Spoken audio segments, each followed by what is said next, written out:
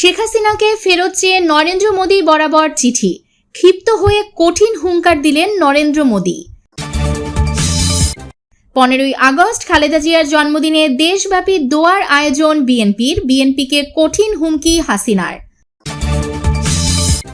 বিদ্যমান ব্যবস্থায় নির্বাচন হলে নতুন ফ্যাসিবাদের জন্ম হবে বললেন গোলাম পরোয়ার। জাতীয়করণের দাবিতে 1 মাসের আলটিমেটাম এমপিওভুক্ত শিক্ষকদের, এবার কঠিন বিপদের সরকার। সংসদের আগে স্থানীয় নির্বাচন সহ ইসিকে 7টি প্রস্তাব ইসলামী আন্দোলনের। এতক্ষণ শুনছিলেন সংবাদ শিরোনাম, এবারে বিস্তারিত। তবে তার আগে অনুরোধ থাকবে আমাদের চ্যানেলটি সাবস্ক্রাইব করে আমাদের সাথেই থাকুন। বিচারের জন্য শেখ হাসিনাকে ফেরত চেয়ে ভারতের প্রধানমন্ত্রী নরেন্দ্র মোদী বরাবর চিঠি দিয়েছে জাতীয় গণতান্ত্রিক পার্টি জাকপা। এই চিঠিতে জুলাই গণহত্যায় অভিযুক্ত শেখ হাসিনাকে আশ্রয় দেওয়া এবং বাংলাদেশের বিষয়ে দিল্লির আগ্রাসনের প্রতিবাদ জানিয়েছে। আজ বুধবার দুপুরে ঢাকায় ভারতীয় হাই কমিশনে নরেন্দ্র মোদী বরাবর ইংরেজি ও বাংলা ভাষায় এ চিঠি দেওয়া হয়। এতে স্বাক্ষর করেছেন জাকপার সহসভাপতি ও দলীয় মুখপাত্র রাশেদ প্রধান।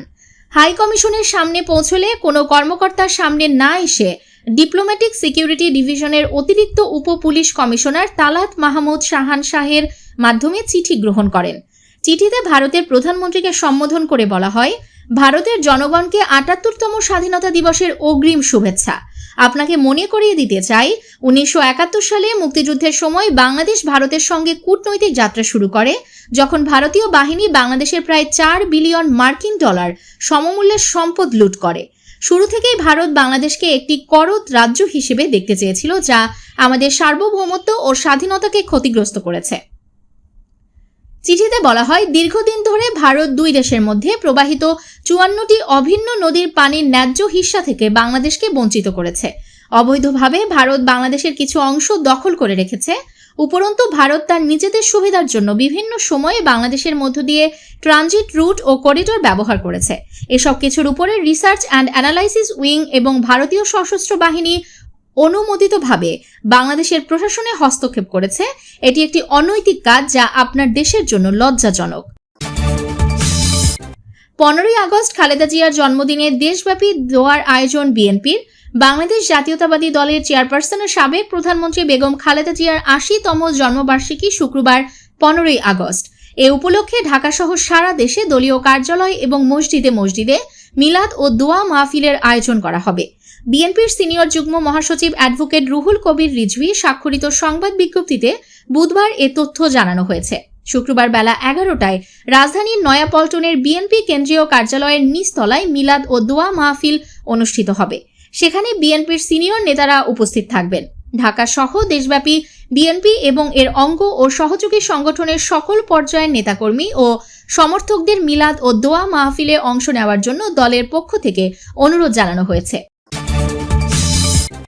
বিদ্যমান ব্যবস্থায় নির্বাচন হলে নতুন ফ্যাসিবাদের জন্ম হবে, গোলাম পরোয়ার। বাংলাদেশ জামায়াতে ইসলামীর সেক্রেটারি জেনারেল সাবেক এমপি মিয়া গোলাম পরোয়ার বলেছেন, অবিলম্বে জুলাই ঘোষণা এবং জুলাই সনদের আইনি ভিত্তি প্রদান করতে হবে। বিদ্যমান ব্যবস্থায় নির্বাচন হলে নতুন ফ্যাসিবাদের জন্ম হবে। প্রয়োজনীয় সংস্কার ছাড়া নির্বাচন হলে তা জনগণের সঙ্গে প্রতারণা করা হবে। নির্দলীয় সরকারের অধীনেই জুলাই সনদের আইনি ভিত্তি প্রতিষ্ঠা করে সেই আলোকে জাতীয় নির্বাচন আয়োজনের আহ্বান জানান তিনি বলেন, সারা দেশে দাঁড়িপাল্লা প্রতীকের অনুকূলে গণজোয়ার সৃষ্টি হয়েছে। জনগণ অবাধ ও নির্বিঘ্নে নিজেদের ভোট প্রয়োগ করতে পারলে ইসলামী আদর্শের শক্তিকেই ভোট দিয়ে নির্বাচিত করে দেশ পরিচালনার দায়িত্ব অর্পণ করবে। বুধবার 13ই আগস্ট দুপুরে খুলনা জেলার ডুমুরিয়া উপজেলার আরাফাত আবাসিক এলাকায় উপজেলা জামায়াতে ইসলামীর উদ্যোগে জুলাই ঘোষণা এবং জুলাই সনদের আইনি ভিত্তি প্রদান করে নিরপেক্ষ নির্বাচনের দাবিতে ভোটার সমাবেশে প্রধান অতিথির বক্তৃতায় তিনি এসব কথা বলেন। আরাফাত নগরের চক মথুরাবাদ ভোট কেন্দ্র কমিটির সভাপতি মোহাম্মদ মতিউর রহমান হাওলাদারের সভাপতিত্বে ও হরিণটানা থানার 4 নং ওয়ার্ড জামায়াতের সভাপতি মোহাম্মদ আমির হোসাইনের পরিচালনায় বিশেষ অতিথি ছিলেন বাংলাদেশ জামায়াতে ইসলামীর কেন্দ্রীয় মজলিসে শুরা সদস্য খুলনা জেলা সেক্রেটারি মুন্সি মিজানুর রহমান, সহকারী সেক্রেটারি মুন্সি মইনুল ইসলাম ও মিয়া গোলাম কুদ্দুস, ডুমুরিয়া উপজেলা আমির মাওলানা মুক্তার হোসেন, হরিণটানা থানা আমির আব্দুল গফুর, ডুমুরিয়া উপজেলা নায়েবে আমির মাওলানা হাবিবুর রহমান, ইসলামী আন্দোলন বাংলাদেশের হরিণটানা থানা নেতা হারুনার রশিদ ও উপজেলা হিন্দু কমিটির সাধারণ সম্পাদক অধ্যক্ষ দেবপ্রসাদ। জাতীয়করণের দাবিতে 1 মাসের আলটিমেটাম এমপিওভুক্ত শিক্ষকদের। বেসরকারি শিক্ষা প্রতিষ্ঠান জাতীয়করণ সহ 5 দফা দাবিতে রাজধানী ঢাকায় মহাসমাবেশ করছেন এমপিওভুক্ত শিক্ষকরা। আজ বুধবার সকাল 10:30 থেকে জাতীয় প্রেস ক্লাবের সামনে সারা দেশের কয়েক হাজার শিক্ষক ঝিরিঝিরি বৃষ্টি উপেক্ষা করে সমবেত হন। এ সময় পল্টন থেকে হাইকোর্ট ও শাহবাগ অভিমুখী সড়কে যান চলাচল বন্ধ হয়ে যায়। ভোগান্তিতে পড়েন যাত্রী ও চালকরা।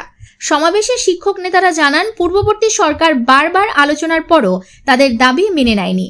রাজধানীতে 44 দিন ব্যাপী অবস্থান কর্মসূচিও ফলপ্রসূ হয়নি। এবার প্রতিটি বিভাগ, জেলা ও উপজেলা পর্যায়ে সমন্বয়ক নিয়োগ করে আগেভাগেই বাস রিজার্ভ সহ সমাবেশে অংশগ্রহণ নিশ্চিত করেন তারা।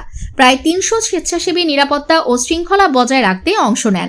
সমাবেশে বিএনপি, জামায়াত ও বামপন্থী বিভিন্ন রাজনৈতিক দলের বিভিন্ন পর্যায়ের নেতারাও একাত্মতা জানিয়ে বক্তব্য দেন। সমাবেশ থেকে শিক্ষকরা তাদের দাবি পূরণে 1 মাসের আলটিমেটাম ঘোষণা করেন। জাতীয় সংসদ নির্বাচনের আগে স্থানীয় সরকার নির্বাচনের দাবি জানিয়েছে ইসলামী আন্দোলন বাংলাদেশ। বুধবার বিকেলে নির্বাচন কমিশনে প্রধান নির্বাচন কমিশনারের সাথে বৈঠকে স্থানীয় নির্বাচন সহ 7টি প্রস্তাবনা দিয়েছে দলটি। দলের মহাসচিব ইউনুস আহমেদের নেতৃত্বে বৈঠকে অংশ নেন ইসলামী আন্দোলনের একটি প্রতিনিধি দল। দলটি আগামীতে সুষ্ঠু নির্বাচনের স্বার্থে নির্বাচনী কাজে দায়িত্বপ্রাপ্তদের দল নিরপেক্ষ ভূমিকা পালন, জুলাই সনদের ভিত্তিতে আগামীতে সব স্থানীয় ও জাতীয় নির্বাচন আয়োজন, পিআর পদ্ধতিতে ভোট গ্রহণ, আওয়ামী লীগের নিবন্ধন বাতিল এবং দলটির নেতাকর্মী ও সহযোগীদের নির্বাচনে অযোগ্য ঘোষণারও দাবি জানিয়েছে ইসলামী আন্দোলন। সিইসির সাথে সাক্ষাতে ইসলামী আন্দোলন নির্বাচনের সময় সেনাবাহিনীকে শুধু স্ট্রাইকিং ফোর্স হিসেবে ব্যবহার না করে প্রতিটি কেন্দ্রে সেনাবাহিনী মোতায়েনের দাবি জানিয়েছে। এছাড়া দুর্নীতিবাজ, সন্ত্রাসী, চাঁদাবাজ, দখলবাজ, টেন্ডারবাজ ও খুনিদের নির্বাচনে অযোগ্য ঘোষণারও দাবি জানিয়েছে দলটি। প্রিয় দর্শক, ভিডিওটি ভালো লাগলে অবশ্যই ভিডিওটিতে একটি লাইক করবেন এবং আপনার মূল্যবান কথা কমেন্ট বক্সে লিখে আমাদেরকে জানিয়ে দিবেন। আমাদের চ্যানেলে নতুন হলে চ্যানেলটি সাবস্ক্রাইব করে আমাদের সাথেই থাকবেন। ধন্যবাদ।